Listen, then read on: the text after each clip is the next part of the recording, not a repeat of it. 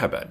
My name is Ian Campbell, and this series of 10 videos is the 5th series in a whole set of videos explaining the basics of how to speak, read, and write Al-Fusha, or Modern Standard Arabic.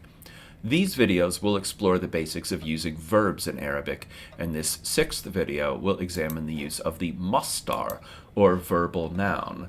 The word al-masdar really means source, like source of energy or source of electricity, source of water.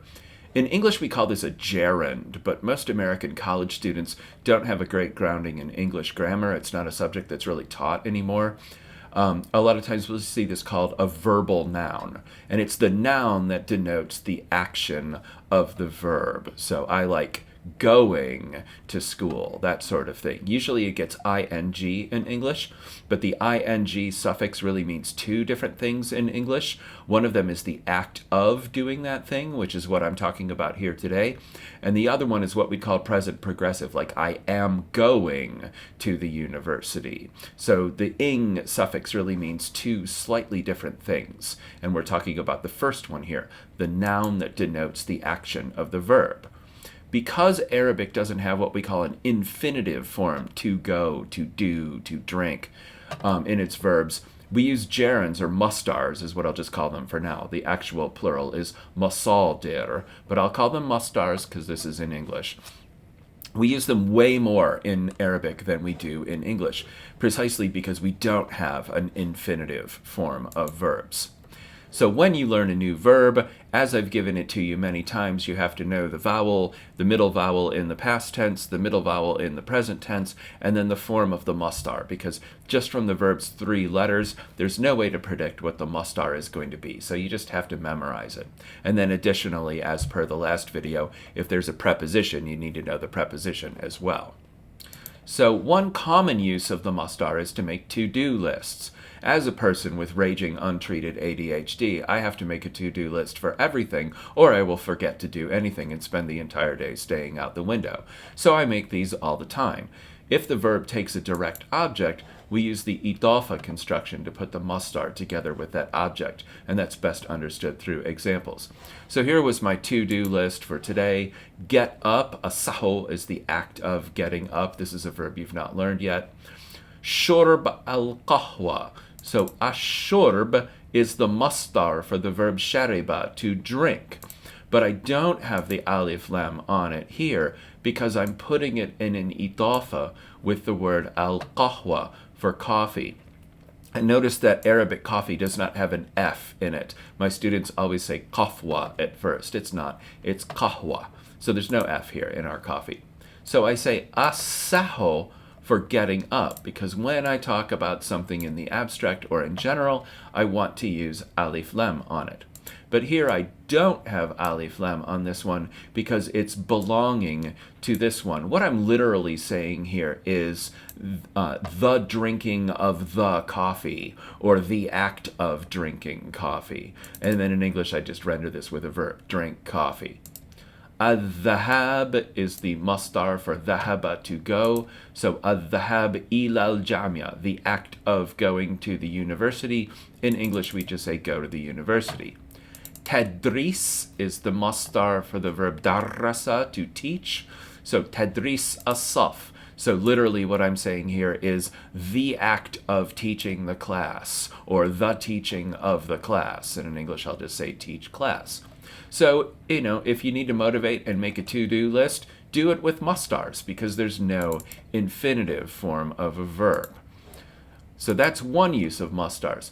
We can also use them as the mubtada or khabar of a regular nominal sentence, and we do this all the time in Arabic. So I'm going to introduce a few unfamiliar words here to make these sentences more lively.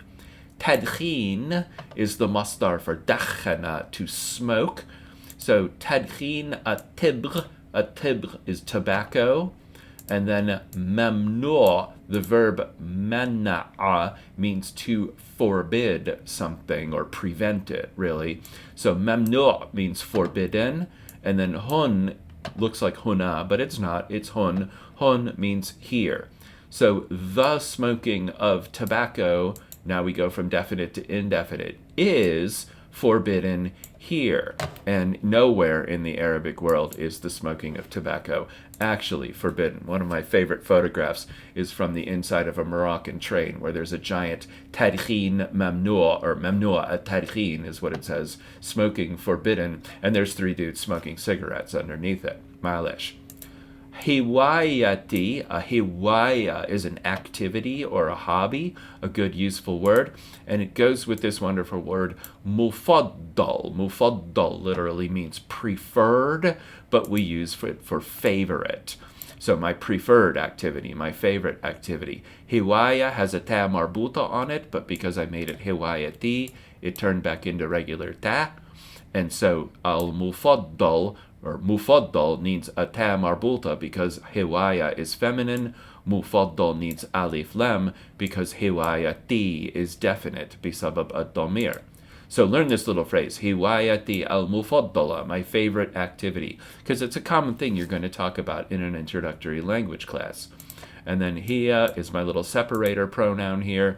It goes in line with hiwaya, feminine singular.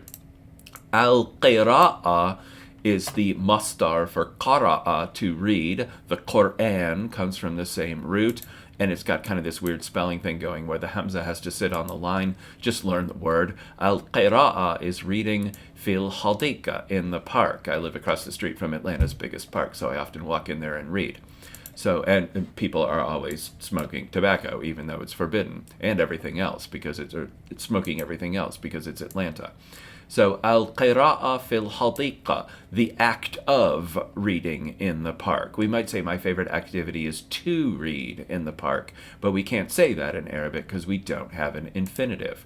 So this is a really common thing to do, is to use a masdar as the subject or predicate, the mubtada or khabar of a regular sentence.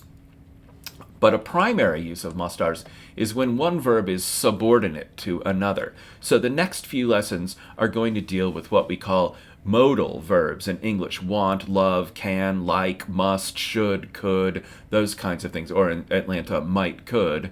So when one verb is subordinate to another, a lot of times, because we lack an infinitive form, we use the masdar for the second verb.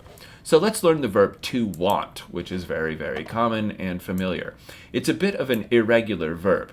Its middle letter is actually waw. It's ra, waw, dal. So here we have arada, he wanted, yuridu, he wants. And because it belongs to a different pattern of verb conjugation, which I'm so not going to talk about right now, it takes dhamma in its first syllable, badalan min fatha, like most verbs. So it's not yarid, it's yurid.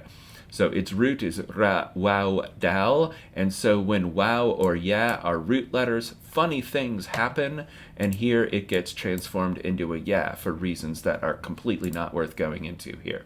And its masdar, desire, is al-irada. So arada is past tense, we won't deal with that here. Yoridu, it's going to conjugate just like a regular verb, except it's going to use dhamma on the first syllable. So to say I want is urid, not arid, but urid. Just like in the last video, I talked about uhibba for to love, and this follows the same conjugation pattern, in fact. So uridul qahwa, I want coffee. So this is just like English. You use the verb to want. So long as you can use its funny conjugation, you can use it exactly like it works in English. So, urid al-qahwa. And in English, we wouldn't say, I want the coffee. But in Arabic, whenever we talk about something in the abstract or in general, we try to use alif lam. So, urid al-qahwa, I want coffee. I can say hal, our yes or no question word, turidin, or turidun, afwan. So, turiduna ashai. Ashai is tea, like chai tea or naan bread. So, hal turidun ashai? Do y'all want tea?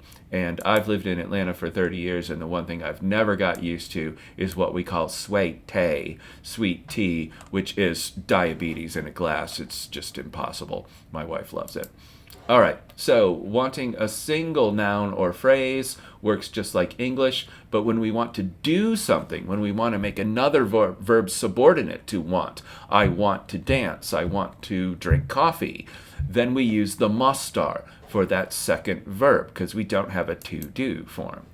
So I can say أريد القراءة. So I want the act of reading is how we're going to get across I want to read.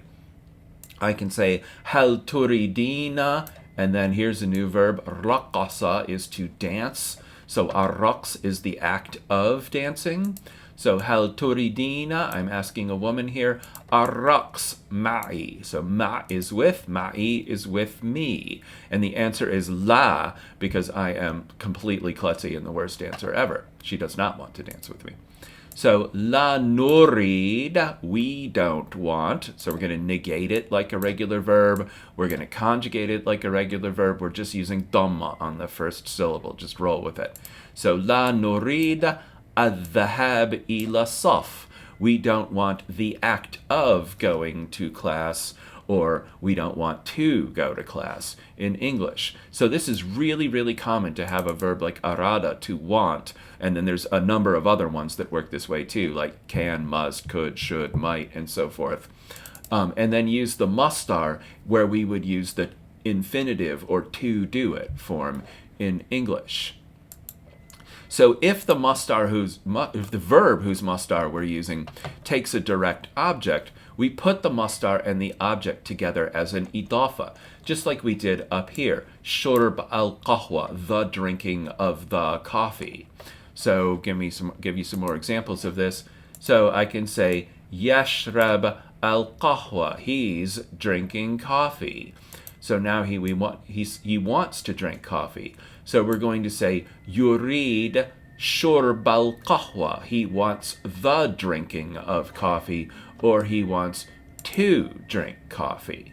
So there's no to here in the Arabic sentence. We're going to reword it differently, but it's going to substitute in this very regular and predictable fashion for the infinitive form in English. I can say taqra ash-shi'r.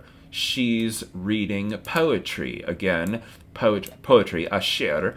And then we want to say ash-shi'r because we're talking about it in general. So she's reading the poetry is what we say in Arabic. So she wants to read poetry. Now we're going to have turid here, and we're going to change over to the mastar for this verb, qara'a, to read. We're going to say turid qira'at ash-shi'r. She wants the reading of the poetry. And of course, we don't have alif lam here because it's definite by virtue of belonging to poetry, just like we don't have alif lam on shurb over here because it's definite by virtue of belonging to the coffee. So literally, we're saying here she wants the reading of the poetry, which is how we get across the concept of she wants to read poetry. It doesn't word like English does, but it is exactly consistent from one example to the next. So it's pretty easy to learn once you get used to using the mastar of the verb. Americans and native English speakers don't tend to do this, but you can get used to it pretty quickly. So we can replace this direct object, which technically it is not a direct object here because it's an idafa, not a verb and a noun, but two nouns, with a pronoun. So just like we would when we do a regular verb. So I can say yurid shurbaha. So al-qahwa up here is feminine singular, bisabab ta marbuta. So we're going to replace it with the ha here. So he wants the drinking of it. And the drinking of her is what we're saying here because qahwa is feminine singular, but we mean he wants to drink it. Turid qira'atahu. Ash-shi'r is masculine singular, so we're going to replace it with the hu pronoun, and we're going to change the ta marbuta at the end of qira'a back to regular ta, like we always do when we put a pronoun on it. So turid qira'atahu. She wants the reading of it, or she wants to read it. Literally, she wants to read him. I can say la nurid hudur as-saf. So hudur is the mastar of the verb hadara, to attend something. So la nurid hudur asaf. We don't want the attending of the class is literally what we're saying here. Again, this can be a little weird at first because it doesn't work like English does, but it works really consistently, so it's easy to learn. La nurid huduraho. Asaf is masculine singular, so we're going to replace it with the pronoun ho and just stick it on the end of hudur. This is very, very common, and you'll see it all the time in Arabic. Mastars are really pretty easy to use once you get used to them.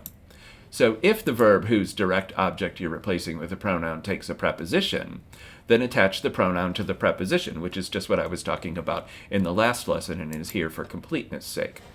So I can say, urid, I want, al-husul ala, the act of obtaining, taqdirat jayida. So taqdiratin, if you want to be all persnickety about it, which no one is. So taqdirat jayida, good grades. So I want the getting or the obtaining or the acquisition, and then ala stands in for of here, good grades. So I want to get good grades is what we would say in English. So now I'm going to take taqdirat jayida, which because it's non-human plural is therefore feminine singular. And so I'm going to make that into the pronoun ha, and I'm not going to attach it to the husul, but rather to the ala, because this verb takes a preposition, and pronouns attach to prepositions over verbs. So, and that's going to turn into alayha. So again, this is one of those things that you're just going to have to get used to, seeing a random 4 or 5 letter word and then recognizing, oh wait, hang on, that's a pronoun. So this is a preposition. It's ala in disguise here as alay. So urid al-husul alayha. I want to get them. Non-human plural is feminine singular. I'm really saying I want to get her. But I want to get good grades. Well, I don't really. I'm a professor. Nobody cares anymore. But you want to get good grades. So I'll be back with the remainder of this video series soon. For now, I'm going to say ma salama. Goodbye.